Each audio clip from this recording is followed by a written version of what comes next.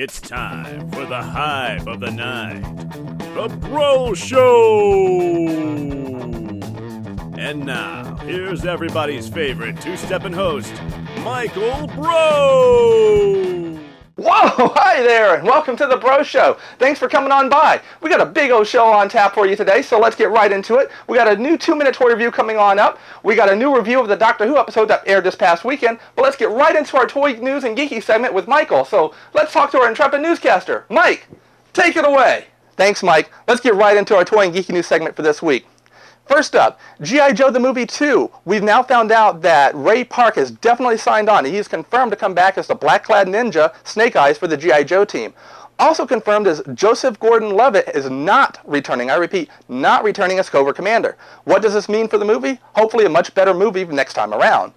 We also have some news on the Sky Striker jet coming out for G.I. Joe toys later this fall. Hasbro has put out a manufactured suggested retail price of $29.99 for the jet. That's a really reasonable price point. It's being reported also that Target has it in their system for $34.99 when it does hit store shelves, and that's just a little bit of a markup, but that's okay. It still means we're getting a Sky Striker jet on the shelves.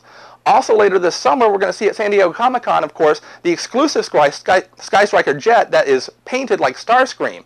Yes, that's a very cool looking jet, and it comes with Cobra Commander, of course, with the Megatron gun accessory. Hasbro said that's going to retail at $49.99 at the convention and be available at HasbroToyShop.com that Monday after the convention. Hopefully the show here will be able to pick up that jet and do a review for you at a later date. Also for the San Diego Comic-Con, Mattel released a price point of their Queen Marlena figure that's coming out for the Masters of the Universe Classics line. She's going to retail at $25, and at the convention, she's going to be in her Regal Queen outfit in her packaging, but when she's on sale at Matty Collector at a later point, she's going to be in her spacesuit outfit, actually. What does this mean for collectors? Don't worry, you're going to actually get both different outfits with both different figure packaging, so you'll be able to get the same figure. She's also going to come with a small little PVC figure of Cringer, who of course we all know is Battle Cat for He-Man. So that's a really cool accessory, that's a really cool looking figure. I hope to get it, but if I don't, it's okay. Finally, of course, this weekend is the first big superhero movie that's going to be opening for the summer, and that is Thor. The show will be doing a review of it next week, and I can't wait to go see Chris Hemsworth as Thor, Anthony Hopkins as Thor's father, Odin, and of course Natalie Portman showing up as Thor's possible love interest. So look for that review next week. That's it for this week's Toy News and Geeky segment. Mike, back to you. Thanks, Mike, for the update there. Well, folks, let's get right into our 2-minute toy review. It was going to be good old Panther here, actually, but I wanted to do a different Mattel figure for you this week and get the word out about it. It's one of the new 4-inch Green Lantern movie figures. That's Hal Jordan himself, actually. It's a really great figure by Mattel. So let's take a look. We even have the ring, so let's go right to the 2-minute toy review. This week's 2-minute toy review will take a look at a figure that might leave you green with envy for a better figure, Hal Jordan from the Green Lantern movie line. This figure is made by Mattel and is in the 4-inch scale that other figures lines like the current G.I. Joe and Marvel Universe figures are in. Looking at the all-green card design, it has a great look, especially with the bubble shaped like a Green Lantern. The back also gives us a little bio of Hal Jordan and peeks at other figures. Coolest of all, though, is the Green Lantern Oath, subtly running in the circle on the front. And that's where the coolness is gone. The figure itself has a decent likeness of Ryan Reynolds in the face, but the body is almost too overly sculpted for detail. Along with a palette of only 4 or 5 colors, this figure is rather boring looking.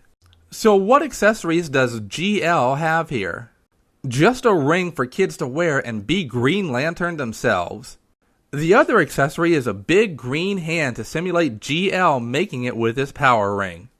This thing is so big and poorly designed that Hal can't even stand when it's on his hand unless the fist lays on the ground. Articulation. Well, this is where Mattel really blows it. Say, Jimmy, how would you like a figure with 1.5 points more articulation than a Star Wars figure from 1978? I know, right? Yep, that's right. He's got 6 points. Legs at the hips, midsection that goes left and right, a head that goes left and right only, and arms at the shoulders with a little more motion. That's it. Nothing more. I want to also note that with my figure in particular, the left leg felt like it was going to snap off. Even after freezing the figure and trying hot water to loosen it up, it still feels like the leg could just break off. Great job on that, Mattel. That's quality work. So what's the bottom line? This figure cost $8.99 at Toys R Us, where I got mine. Skip this figure, period. Spend your money on something else, like a Thor or Captain America action figure. Your wallet will thank you, your shelves will thank you, and Hypin' Hal Jordan will keep his hype all to himself. I know, right?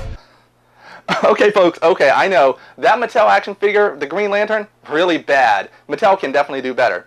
So let's talk a little bit Doctor Who, shall we? This past weekend we saw episode 2 for series 6 of Doctor Who, and it was a lot better. I actually enjoyed this episode a lot better than the first one. The TARDIS, of course, is now full with more people, with the CIA agent joining them along with River Song, Amy, Rory, and the Doctor in there too, going on the adventure to try and stop the Silence. The Silence are an actually really cool alien race. They look kind of like the Scream painting, I think anyway, and you don't remember seeing them after you see them. I love that concept, but I don't like the fact that they kind of influenced the history throughout human history since the wheel, according to them. That kind of bothers me a little bit. I did like, however, how the Doctor stopped them using everybody watching the lunar landing from 1969. I thought the way he did that was actually really, really cool. I did actually like the interaction between Amy and Rory in this episode too, where Amy seems to have a little bit of a secret from Rory, and also Amy and Rory together have a secret from the Doctor, and that's the fact that he got, as River Song would say, spoilers, shot and killed in his regeneration cycle from the first episode.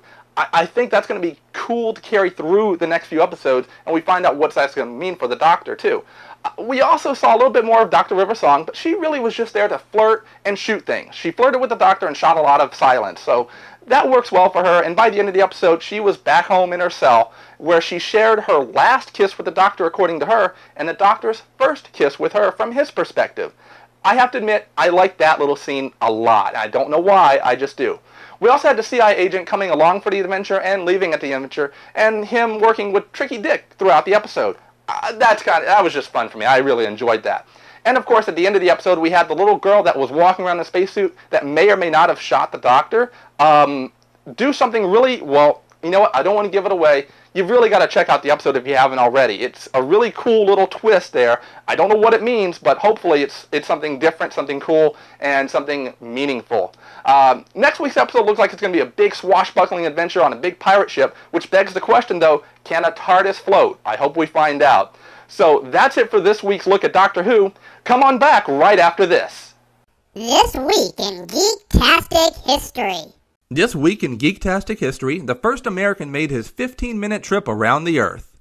On May 5th, 1961, in the NASA space capsule called Freedom 7, Alan Bartlett Shepard Jr. launched into suborbital flight that took him 116 miles into orbit. Alan Shepard, however, was not the first man in space. The U.S. lost that part of the space race to Russian cosmonaut Yuri Gagarin on April 12, 1961. Still, Shepard's flight was the boost the NASA program needed, and in a tight race for space in the 60s, we know what happened near the end of the decade. It's one small step for man, one giant leap for mankind. This Week in Geek-tastic History. Alright folks, that's it for this week's show. Thanks for stopping on by, I really do appreciate it. Next week we're going to be bringing you a review of the movie Thor, which I'll be seeing this weekend as a matter of fact. It opens up this weekend. I'm going to be seeing it in glorious 2D. Why not 3D? Because 3D gives me a big headache in the theaters lately, and I don't want to put on those big silly glasses and look abnormal to everybody else. So we'll be bringing that review to you next week. I also want to give a quick shout out to the fun and friendly guy that I met in Target this past weekend. He said that I had been talking about him on the show, and I don't know who he is because he wouldn't give me his name, but hey, that's very cool. I just wanted to give a quick shout out to you and say thank you for watching the show. I always love meeting new fans out there, so thank you again. And to all my other fans out there, again, thank you for coming on by. I really do appreciate it. I look forward to getting more fans this week even, and keep on building maybe 2, 3, 4 viewers that I have out there, I think. So you guys have a great day. Come on back next week for more fun and wackiness. And as always, everyone, rock on, everybody.